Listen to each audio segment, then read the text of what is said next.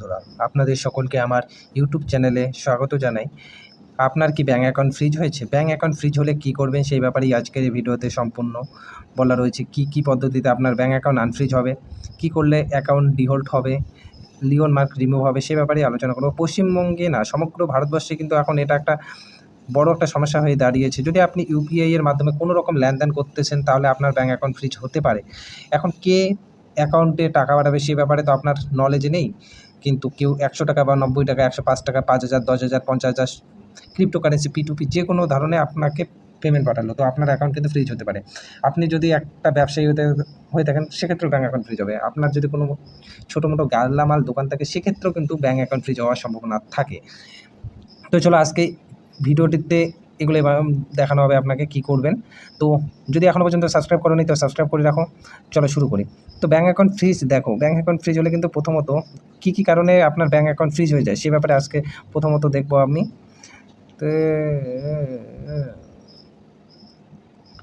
Bank account deep freeze 2025 মানে কীরকম করে হচ্ছে।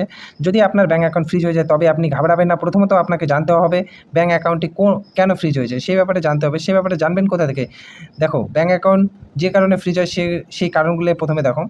অপরাধমূলক বা সন্দেহজনক কার্যকলাপ, যেমন P2P যদি করে থাকো, আপনি P2Pর মাধ্যমে কোনো লেনদেন করো তাহলে কিন্তু আপনার ব্যাঙ্ক অ্যাকাউন্ট ফ্রিজ হয়ে যেতে পারে।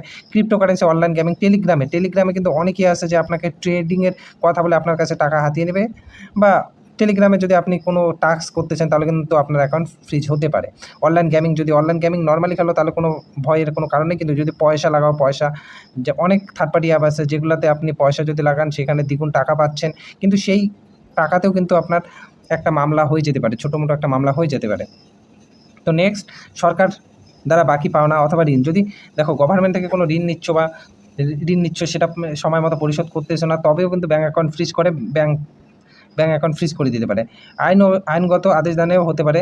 যদি কোনো ইলিগাল আপনি কাজ করতেছেন, ট্রানজ্যাকশন বেশি করতেছেন, তখন কিন্তু আইনগত আদেশ দানে যদি কোর্ট অর্ডার করে তাহলে কিন্তু আপনার অ্যাকাউন্টটা ফ্রিজ হতে পারে।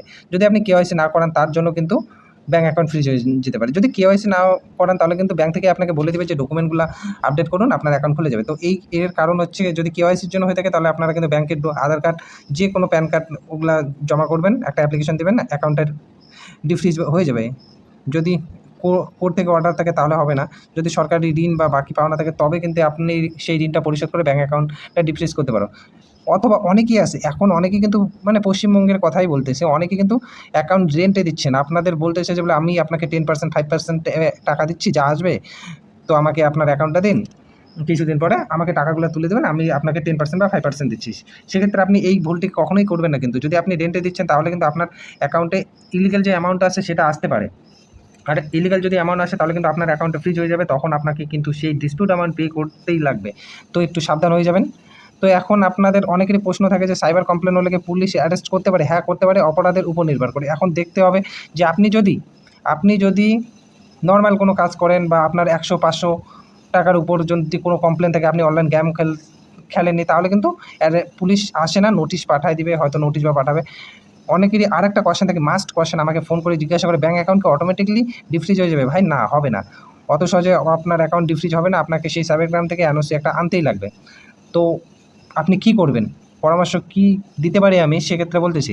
অ্যাকাউন্ট যদি আপনার হোল্ড হয়ে থাকে তাহলে প্রথমত যে কারণটি দেখো, প্রথমে কারণটি জেনে নিতে লাগবে তোমাকে ব্যাঙ্ক থেকে। ব্যাঙ্কে যাবেন, ব্যাঙ্কে গিয়ে বলবেন যে আমার অ্যাকাউন্টটা ফ্রিজ হয়ে গেছে, আমাকে কোথা থেকে, কোন সাইবার ক্রাইম থেকে হয়েছে সেটা একটু জানান। অ্যাকনোলেজমেন্ট নাম্বার নেবেন, যা ডিটেলস আছে সেটা নেবেন, বা কমপ্লেন কপি যদি পারেন কমপ্লেন কপিটা তুলে নেবেন, নাহলে কমপ্লেন কপি তুলতে পরে প্রবলেম হয়ে যাবে। নেক্সট, যে কোনো একজন সাইবার ভালো উকিলবাবুর পরামর্শ নিন। নেক্সট, এটা নয়, এটাই লাস্ট অপশন, তো তোমাদের এইটাই থাকবে, সাইবার উকিলবাবুর একটা পরামর্শ নিন, এবং যা পরামর্শ দিবে সেই হিসাবে কিন্তু আপনাকে কাজ করতে লাগবে। যে পরামর্শটা দিবে সেই হিসাবে আপনাকে কাজ করতে লাগবে। তো ধন্যবাদ, আজকের ভিডিও এইটুকুই, হয়তো একটু বড় হয়ে গেছে ভিডিওটি, তো সম্পূর্ণ ডিটেলস আমি জানাই দিলাম আপনাদেরকে। এইভাবে কাজ করবেন, কিসের জন্য কোনো থার্ড পার্টি অ্যাপ ইউজ করবেন না, সাবধান হয়ে যান। অনেকেই অনেক প্রবলেম হয়ে যাচ্ছে। 1930 নাম্বারে কমপ্লেন করবেন যদি আপনাকে কেউ কোনো প্রবলেম করতেছে, এই নাম্বারে কল করে জানাবেন, ডিটেলস নিতে পারেন। তো মেন কথা হচ্ছে আপনি প্রথমে ব্যাঙ্কে যান, ব্যাঙ্কে গিয়ে শুনে নিন কারণ কি, কোন জায়গা থেকে কমপ্লেন হয়েছে, কত টাকার কমপ্লেন, ডিসপিউট অ্যামাউন্ট কত, টোটাল কিছু জেনে নিয়ে একজন ভালো সাইবার অ্যাডভোকেটের পরামর্শ নিন এবং সেই হিসাবে কাজ করবেন। ধন্যবাদ। ইম্পর্ট্যান্ট কথা। যদি আরও এই সাইবার ব্যাঙ্ক অ্যাকাউন্ট ফ্রিজ বা হোল্ড নিয়ে যদি কোনো কিছু জানার হয় তাহলে আমাদের এই নাম্বারে কন্ট্যাক্ট করবেন 9091922062। যতটুকু পারি সাহায্য করব আমি আপনাদেরকে।